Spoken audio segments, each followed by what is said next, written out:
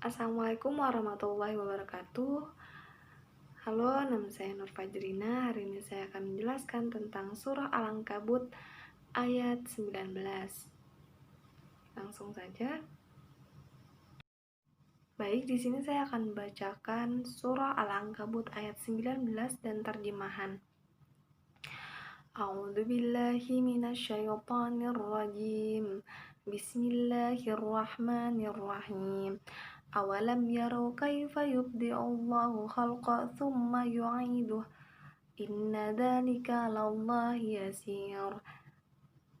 Terjemahannya, dan apakah mereka tidak memperhatikan bagaimana Allah menciptakan manusia dari permulaannya, kemudian mengulanginya kembali?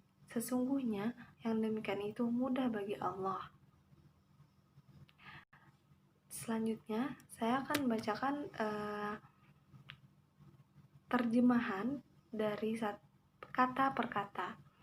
Nah, awalam ataukah tidak, yarau mereka memperhatikan, kaifa bagaimana, yubdi'u memulai menciptakan, al-khalqa makhluk, tsumma kemudian yu'idu dia mengulanginya. Inna dzalika sesungguhnya demikian itu, 'alallahi yasir atas bagi Allah itu mudah. Yasir itu artinya mudah. Selanjutnya saya akan menjelaskan tentang tafsir daripada surah Al-Ankabut ayat 19. Di sini saya akan menjelaskan tentang tafsir daripada surah Al-Ankabut ayat 19. Saya mengambil 3 referensi tafsir. Yang pertama itu dari tafsir Al-Misbah, yang kedua itu tafsir Fi Zilalil Quran, yang ketiga adalah tafsir Ibnu Atiyah dalam Al-Muharrar Al-Wijaz. Oke, kita menuju tafsir yang pertama. Di dalam tafsir Al-Misbah itu menjelaskan yang mana kata yarau terambil dari kata ro'a, yang dapat berarti melihat dengan mata kepala, atau mata hati, atau memikirkan, atau memperhatikan kejadian manusia dan kematiannya, atau munculnya tumbuhan dan layunya dapat terlihat sehari-hari dengan mata kepala manusia.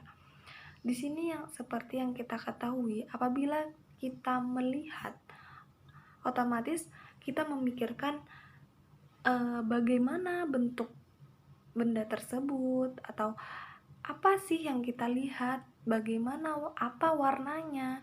Nah, otomatis kita memikirkan objek tersebut. Nah, yang mana di sini apabila kita melihat itu sama saja diartikan dengan memikirkan atau memperhatikan.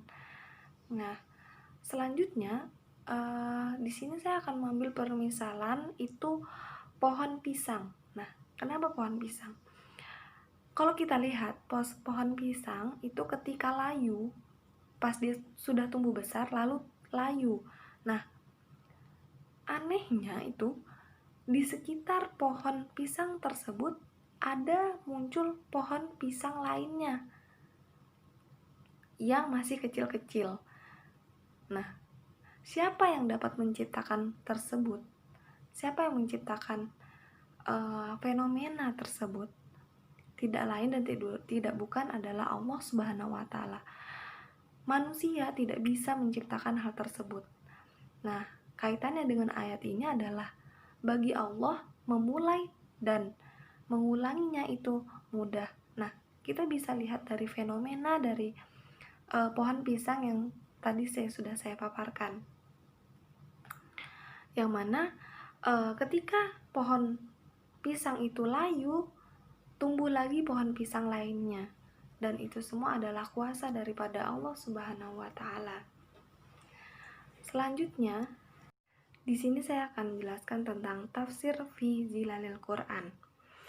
Manusia melihat seluruh ciptaan Allah seperti pertumbuhan pohon atau perkembangbiakan hewan dan segala sesuatu yang tidak ada dan kemudian ada. Semua itu tidak dapat dilakukan oleh seluruh manusia sendiri maupun bersamaan. Untuk menciptakannya atau mengklaim bahwa mereka menciptakannya itu suatu hal yang tidak mungkin. Rahasia kehidupan itu sendiri sudah merupakan mukjizat yang ada dan terus ada.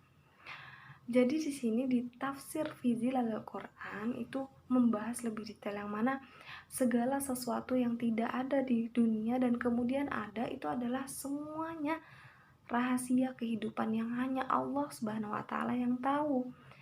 Karena beliau yang menciptakannya. Di sini saya mengambil fenomena yaitu keajaiban dunia.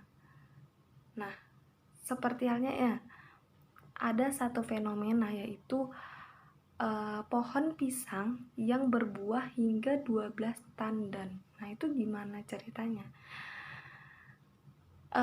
Wallahu a'lam, masya Allah. Nah, Allah dapat menciptakan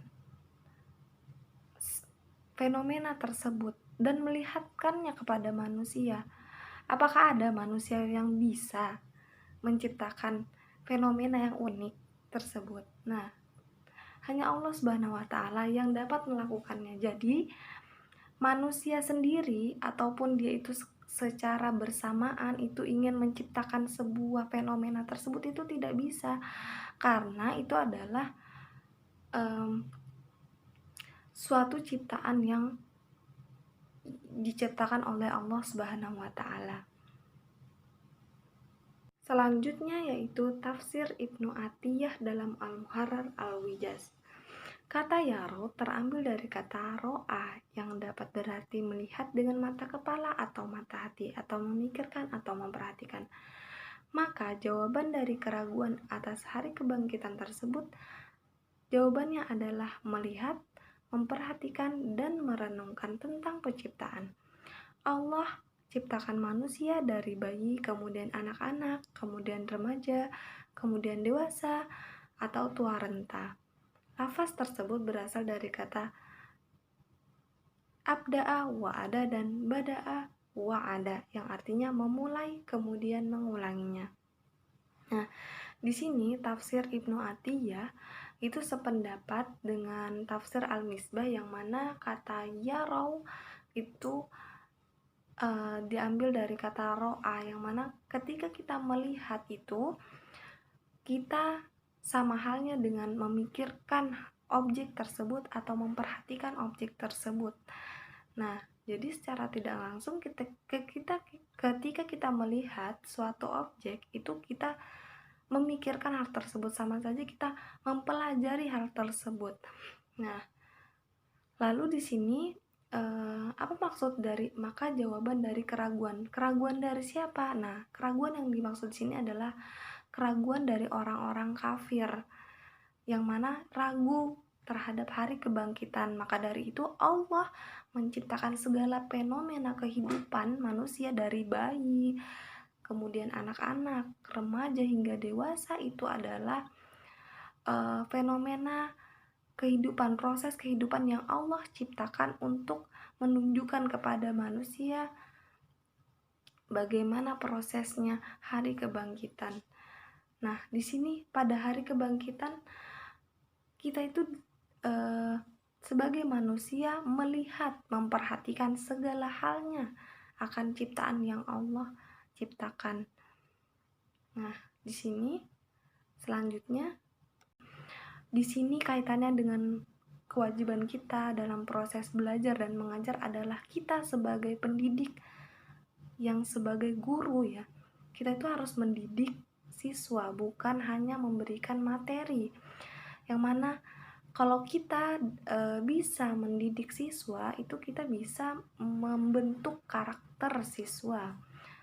Nah, kalau kita hanya menyampaikan materi saja tanpa mendidik siswa, maka tidak tercapainya itu yang namanya karakter, pembentukan karakter terhadap siswa. Nah, di sini Allah Subhanahu wa taala sebagai pendidik bagi manusia yang memberikan proses kehidupan,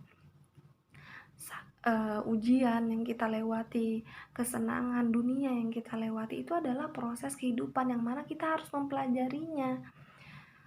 Nah, di sini Allah adalah pendidik yang mana menggambarkan kita sebagai guru itu harus menjadi pendidik bukan hanya memberikan materi terhadap siswa kita. Hanya ini yang dapat saya sampaikan, kurang dan lebihnya saya mohon maaf tentang surah Al-Ankabut ayat 19. Wassalamualaikum warahmatullahi wabarakatuh.